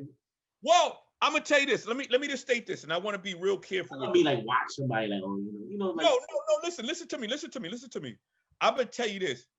Now I'm gonna say Vlad, right? Let me tell you something. Now I'm not. You know what's going on with him, like, No, listen. I like what Vlad did, right? He took he created a blueprint and made it news that came to you. So to this day, I get all Vlad stuff. You dig what I'm saying? I may not like some of his tactics in regards to interviewing, right? But you still able to get a lot of information, you know what I mean? From these individuals. You dig what I'm saying? Now, that may not be my style or my tactic, but I like what he did for the media world. You dig what I'm saying? Okay. Even TMZ to that extent. You dig what I'm saying? Okay. You know, all of us said, oh, we could have did that. We were doing guerrilla this and guerrilla that. The reality now is that you can't front and say that you don't listen. You don't look at it at times if you're just chilling, you know what I mean? Or you want to get some updated news, you know, on that world, you know? We may not like specific tactics or what have you, but they are keeping the levels of info, right, up. Be that for the hip hop world, R&B world, rock world, you know what I mean? Just entertainment in general. Right. So yeah, I definitely dig what you're saying. I dig what you're saying. Yeah, I'm not saying, I can still like the tactics, I mean, I can still like what they have done, right, for the media. You got the complexes. You even got Joe Buttons turned out to be an individual that created a lane, right? Here's an artist that transitioned into conducting interviews. You dig what I'm saying? But were newsworthy. You dig what I'm saying? You look at Nori, Drink Champs. Yeah, you're saying that those two like is in my top 5 that I stated in the last interview with Looney. Yeah, that's I tune into them. Because the information that they be talking about be key for me. Like, at least they talk about old stories that, like, I remember that, and plus some of the new stuff they talking about, like with the media, and I'm like Right. And see they have I'm not going to compare myself to them, but I can compare myself in the sense of they're able to get a lot of information because of their relationships. You know what I mean? Like the relationships as artists. Right. See, I'm able to get a lot of information or reach out to a lot of these individuals because of my relationships. You dig what I'm saying? Right. So I'll be doing an interview and get a story. They be like, yo, I never knew that. You know what I mean? Right. Whereas they got an interview, somebody did the same interview with them and wasn't able to retain that, Exactly. So I like that they did that. Now, everybody that's an artist can't be this. They can't host an event. They can't conduct interviews, Right. So, lo and behold, despite whatever you want to say, they became media outlets, Right, definitely. And two people that I want to just throw out there just to showcase Gilly and Millions Dollar Worth of Game. I've been in tune with them lately. Gilly and Wallow. Yeah. Millions Dollar Worth of Game. I like what they've been doing, and this relates to you too. And Champion with I don't know if you watch this, Jay Black. No. It's like so he's like a battle rap ESPN. So it's like, like battle rap now, like you got these dudes that'll really like sit there and talk about the culture, like, there's a major battle coming up this weekend with like Murder Mook and Tay Rock. Yeah. Yeah, so and they'll sit there and be like, yo, Tay Rock came with this and Murder Mook said this, and it's like, yo, like these dudes is like really into it, and it's entertaining. Yeah. Like, yeah. Battle rap has become its own. Text those names to me. Oh, definitely. I want to tell you take it up. Like, what do you think about? Because you was around once again in the beginning of battle rap. You know, you and shout out to Mel. You know, had the battle rap magazine, and you know, you was showcasing battle rap heavy. Like, what do you think about how what it's become nowadays? Like, battle rap TV is becoming like its own monster. No, it's a sport right now. Right. Money's being made. We was talking about that back then. We saw that happening, like, yo, all these different leagues, and you like, and that's what y'all were trying to do in showcasing the battle rap magazine. Like, I remember like Mel talking about like coming up with the listing of trying to like gauge who's number one and who's number, you know, and right. And that was an issue because it's not like they call Mel, they call me. Like, yo, nah, Mel just pushed me in the fort, and I didn't even want to do this shit. Yeah, I know. I remember all that. You know what I mean? But my relationships and the fact that I was in the forefront, you know what I mean? And don't get it twisted, I loved it though. I ain't gonna lie, because you know, a person is gonna feed off of what they feel that you're great at, you know? Right. And I love that. I love to get the storylines behind a lot of it, you know what I mean? Mm-hmm. And but yeah, man, I like, so I'm at a point right now, like you see how you spoke about those, like Rain, Boss Chick Rain does that, you know what I mean? So yeah, Boss Chick Rain gives me that update, you know. Then you got Grind Season, you know, you got Vegan, you know, a lot of people are doing those, you know what I mean? Like, so it's a bevy of people that are fine-tuning that arena. And that's why I tell myself that if they're doing that, I'm going to take this route in regards to also playing a role in that battle world. You know what I mean? Let me highlight these individuals on the music side. Right. Yeah, that's what you've been doing lately, you know. You see what I'm saying? Like, because remember, you got a lot of them dudes that are dope as artists. But when I had an artist, I had a who was it? Swave 7. He was like, I get millions of views. He said, I wish I can, right, merge the two. He said, my battle audience is far and beyond, and he's a dope artist.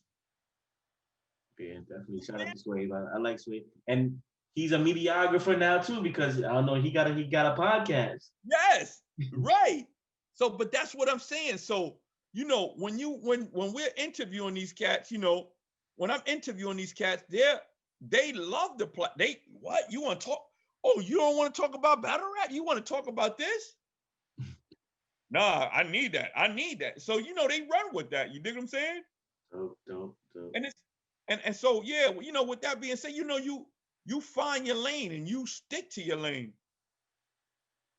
Right. Yeah, definitely. You know, something I would like to ask. I don't know about who's your top 5 MCs. Like, do you have a top 5 rappers that you like to listen to, or I don't know. I don't really know your musical taste. Like, all these years that I'm just here thinking about it, and like I don't really know who you like to listen to. Like, you know, who. Yo, but believe it or not, Jay, I listen to a lot of down south. Okay. A lot of them young down south cats. You know what I mean? Like who? Like, give me some. West Coast, but my top that I listen to all the time, Nas. Everybody knows me. I'm a Nas fan. Okay. But I listen to Mozzie. You know what I mean? The Future. I listen. Yo, believe it or not, I be in the zone. You know what I mean? Like, I get with them youngins, and I be like, you know what I mean? I be. And Nas brings me down. Man. You know what I mean? And Nas, you know, I got a selective, like I got a selective taste of music. You know what I mean? Mm. You know, I get into my soul, little light rock. You know what I mean? And then all the sounds of my daughter. You know. Right. But when I really need to, you know, get into it, Moneybags Yo, Lil Baby, like I mean, I listen to these cats though. Like I'm saying, like I start working out, I gotta put them on. Yeah, they definitely got that high energy that, you know, get you lifting hard, like, you know. Yeah. So what I'm saying is that I can't see. I'm one of them dudes, man. That as you get older, I'm not gonna neglect what's currently going on. Of course, they got a lot of bull crap that's going on.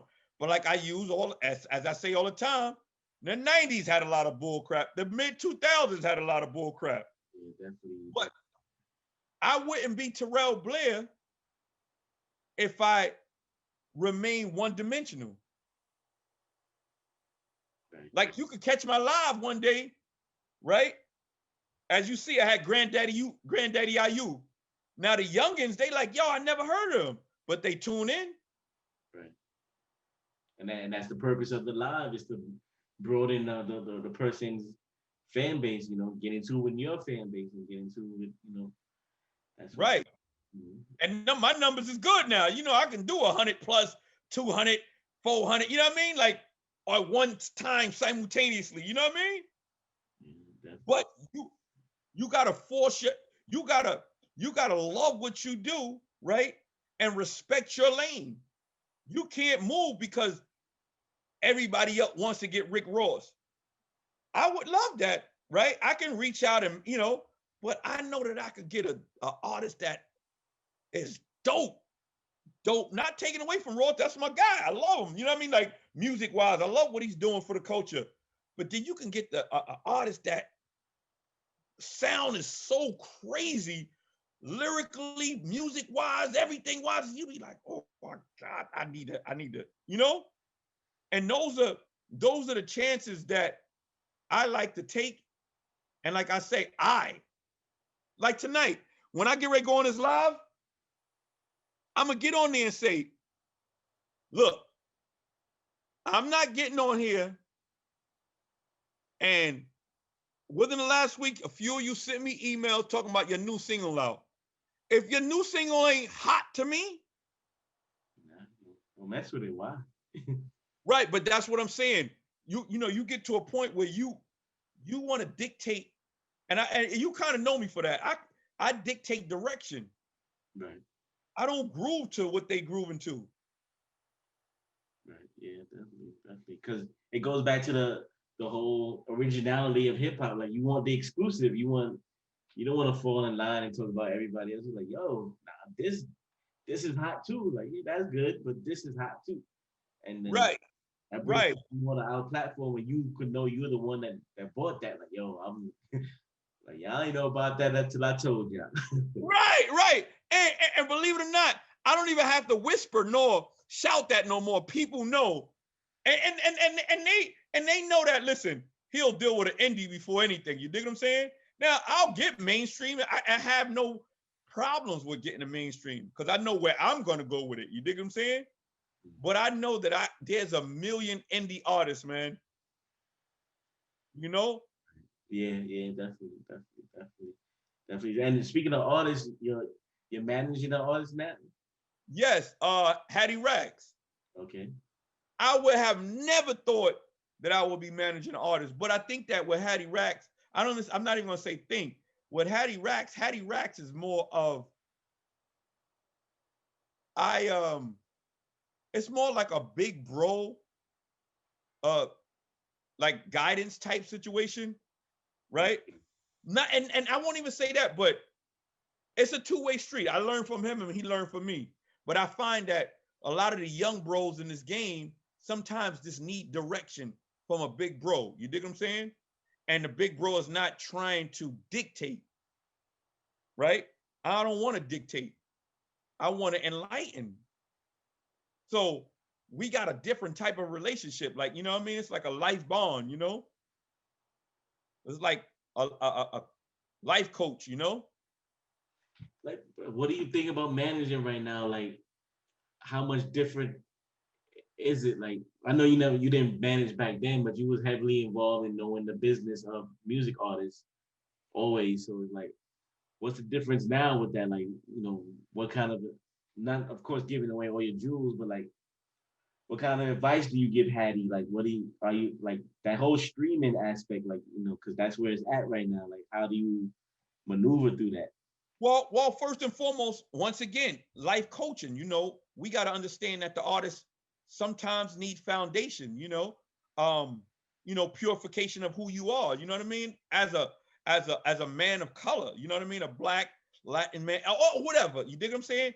as a man of color, you sometimes you look at it and you say, you know what, listen, let's tighten up your foundation first. You know what I mean? You already have the audience. Let's tighten up the foundation. Who makes sense to you in your life or in your circle? Who doesn't, but they can still be tangible, you know, and reach? The individuals that's going to make a lot of sense, keep them in your circle, because they're going to, right? They're going to continue to motivate you. Not to say that the other guys will, but sometimes they can be your downfall, you know? So it's more of a life coaching, you dig? And so the education in regards to the business, I work on teaching autonomy, right? Okay. We can reach for labels, right? But you know that you are a magnet. If we gravitate towards the label or an individual that got the bag, right? They got distribution and so on and so forth. Are we there for that, or are we there for longevity? So will the label buy into a brand, or will they buy into the artist? I don't want that. I want them to buy into a package. Okay. Where they say, you know what, Hattie, you got character. You know what? We could put some money behind you doing a podcast for Revolt or such and such and so on and so forth. Now they can see the diversity in the individual. You dig what I'm saying? And the artist sees the diversity in the artist as opposed to being one track mind. Dope. What do you think about this whole transition into podcast now? Because now everybody seems like they run, including me, you know, running into the podcast forum. What do you think is after podcasting? I've been thinking about that now talking to you, so I don't even have the answer. Yeah, I don't have the answer. I just know that with that being said, I am working on taking all my old stuff, interviews, and putting it into a format, right? That where it could be, because there's a lot of people in this world that's so used to podcasts that they could be anywhere and just listen to it. They may not want to look at a face. That's what I really see a podcast as. You know what I mean? You could be chilling and go to Spotify and just be listening in on something. It reminds me of AM radio, like podcasting, like that's right. Podcasting. Right. You know, it's just that, you know, they set it up in the studio. If they want cameras, they're cool. But they know that, listen, the audio is where it's at. You dig what I'm saying? Mm-hmm. So I'm about to transition into not filming like I'm doing podcasts, but taking the audio. Like I have great interviews that I did within the last 3 years, right? That you can still resurrect. True that. We have old interviews from years ago that we can still put in podcast format, right? That's dope. Yeah, I didn't even, you know, big homies always put me on the game. I didn't even think about that. Like, yeah, you're absolutely right. You're absolutely right.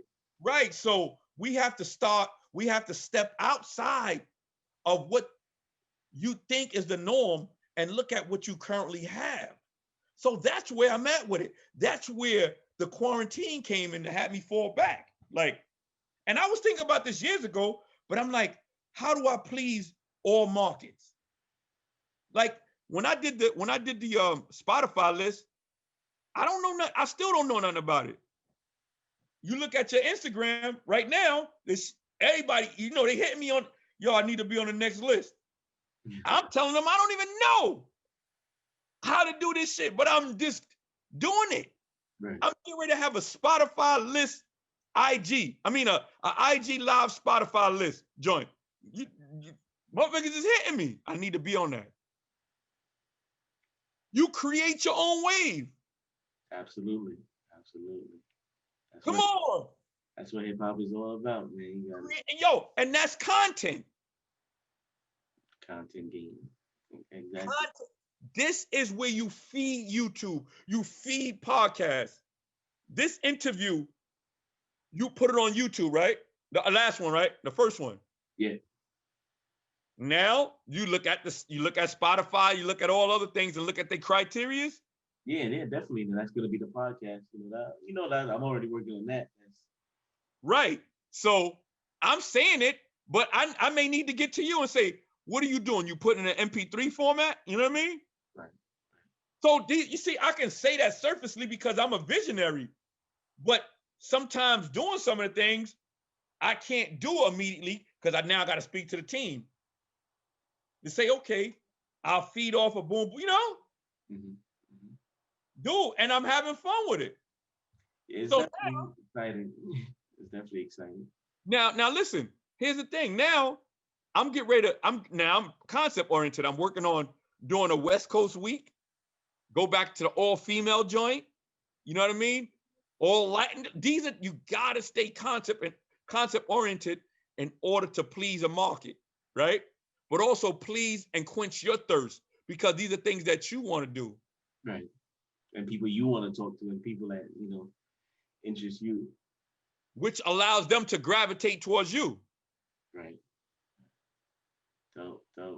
Yo, bro, I ain't gonna hold. I know you're a busy man. You definitely got, I could talk to you, you know, we could start going off into a tantrum because you're about to have me going. Because, you know, once we start talking that business talk and that you know, that's all different. But Jay, listen, I want to continue this, right? Let's get back. You're gonna be back here mad times, Pat. Yeah, no, because this is good. Yo, man, I love you, man. I'm here for you. Before you get out of here, you know, just let the people know where they can find you. Let them know whatever you need to promote. Let them know whatever you got to promote, what you got going on. I am Terrell Blair. Visit my site. I just revamped it. I'll be putting up new stuff. By the time this comes out, I'll have a bunch of new stuff, but it's incredible. HLMmedia.com. I am Terrell Blair is my official personal page. Then we have HLMmedia.com. And then we have militarygroundconcerts.com. I mean, military ground concerts. Those are the Instagrams, and my Twitter is Terrell Blair. My Facebook is Terrell Blair. Even if you just fall into, I don't know, the IAMs, just say Terrell Blair. Google me. It'll give you everything. You dig what I'm saying? Google that, man. Google that, man. Because we didn't even really touch on his history, you know, as much as I could have, you know, but that's why he'll be back multiple times. You know, we're going to definitely keep on chopping it up. You know, I want to talk some more stuff though, man, especially with the concert situations on the concepts and what's been going on and what I've seen, you know? Right. Definitely. I appreciate you, brother. You always hold me down. You know, love is love. A true media legend right here. I thank you for coming on, you know, and I'll see you next time, man. Salute you, man. Love you, man. Ciao. Love you too, bro. Gintv.com.